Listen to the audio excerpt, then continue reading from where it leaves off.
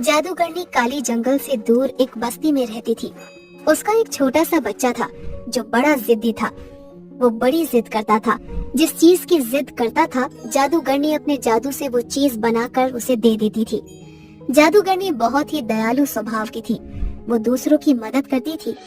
एक दिन जादूगरनी का बच्चा अपनी माँ से बोलता है, माँ, मुझे धनुष बाण चाहिए। तुम उसका क्या करोगे? मैं उससे निशाना लगाना सीखूंगा। ये बच्चों का काम नहीं है। तुम फालतू में चीजों में अपना दिमाग लगाते हो। बच्चा रोने लगता है। उसको रोता देखकर जादूगरनी को दया आ जाती है। फिर वो अपने जादू से एक धनुष प्रकट करती है। इस धनुष बाण को किसी भी जीव पर नहीं चलाना और ना ही किसी निर्जीव पर हमला करना। ठीक है, मैं बस निशाना ही लगाऊंगा। फिर जादूगरनी वहाँ से चली जाती है। बच्चा धनुष बाण लेकर गांव की तरफ चलने लगता है। वो एक बाग में चला जाता है। वहाँ निशाना लगाने लगता है। उस बच्चे को खेल में बहुत मजा आ रहा होता है। तब उसे माँ की बात याद आती है। माँ ने बोला था इसे किसी पर मत चलाना। तभी बच्चा देखता है एक गाय वहाँ पर चल रही होती है। फिर बच्चा अपने धनुष बाण की ताकत को देखने के लिए उस गाय पर बाण चला देता है। बाण लगने से गाय वहीं मर जाती है। गाय को देखकर उसका मालिक बहुत रोता है।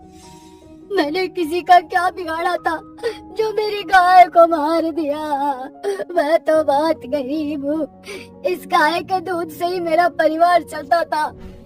तभी वो बच्चा वहाँ पर आता है। बाबा, मुझे माफ कर दो। मैं तो खेल रहा था। मेरा बाण आपकी गाय को जाकर लग गया, जिससे वो मर गई। लेकिन तुमने ये क्यों किया? इसके अलावा मेरे पास कुछ जीने के लिए सहारा नहीं है। इसका दूध बेचकर मैं अपना घर चलाता था। ये सुनकर बच्चा बोलता है, मैं आपको अपनी माँ से मिलवा दूंगा।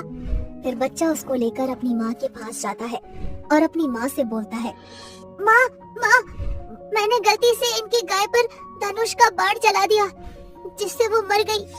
आप इन्हें दूसरी गाय दे दो। नहीं, मुझे मेरी वही गाय चाहिए। उसका दूध लोगों को बहुत अच्छा लगता था। हो सकता है वो दूसरी गाय का दूध उनको पसंद ना आए, और वो गाय गर्भवती भी थी। मुझे वही गाय चाहिए। ये सब सुनकर जादूगरनी बोलती है, मैं उसे जिंदा तो नहीं कर सकती, लेकिन मैं तुम्हें उसके बदले एक गाय दे सकती हूँ। नहीं, मुझे वही गाय चाहिए। ठीक है, मैं तुम्हें एक सोने की गाय देती हूँ।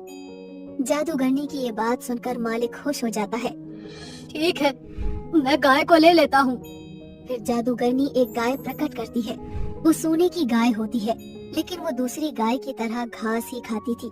ये देखकर मालिक खुश हो जाता है और उस गाय को लेकर घर आ जाता है।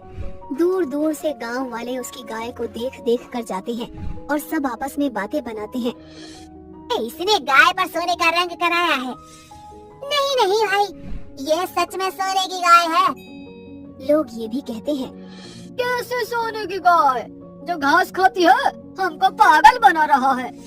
फिर शाम को मालिक गाय का दूध निकालने बैठता है। गाय का दूध निकलता देखकर गांव वाले वापस चले जाते हैं और बोलते हैं, ये कोई सोने की गाय नहीं, सोने की गाय का दूध सफेद रंग का ही है। तभी मालिक दूध लेकर अपने घर के अंदर चला जाता है। वो दूध की बाल्टी को जमीन पर रखता है और कुछ काम से चला जाता है, लेकिन वापस आकर देखता है सारा दूध सोने